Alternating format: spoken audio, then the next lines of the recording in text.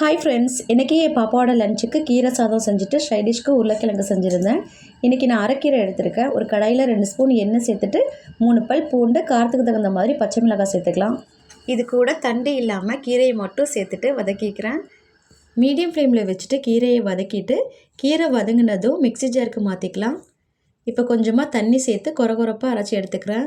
அடுத்து அதே கடாயில் 3 ஸ்பூன் எண்ணெய் சேர்த்துட்டு எண்ணெய் காஞ்சதும் 1 ஸ்பூன் கடுகு, 1/4 ஸ்பூன் கடலைப்பருப்பு, 1/4 ஸ்பூன் உளுந்து, காரத்துக்கு தகுந்த மாதிரி வரமிளகாய் சேர்த்துக்கலாம்.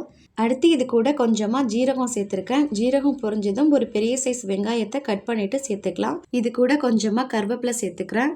அடுத்து வெங்காயத்தை நல்லா வதக்கிக்கலாம். வெங்காயம் வதங்கினதும் அரைச்ச பேஸ்ட்டை இது கூட சேர்த்துக்கலாம். அடுத்து கீரையை நல்லா வதக்கிட்டு லைட்டாக எண்ணெய் பிரிஞ்சு வரும்போது சாதத்தை ஆற வச்சு எடுத்துருந்தேன். அதை இது கூட சேர்த்துட்டு உப்பு சேர்த்து நல்லா மிக்ஸ் பண்ணிக்கலாம். அவ்வளோதான், கீரை சாதம் ரெடி ஆகிடுச்சு. ஓகே ஃப்ரெண்ட்ஸ், நாளைக்கு இன்னொரு வீடியோவில் பார்க்கலாம். பாய்.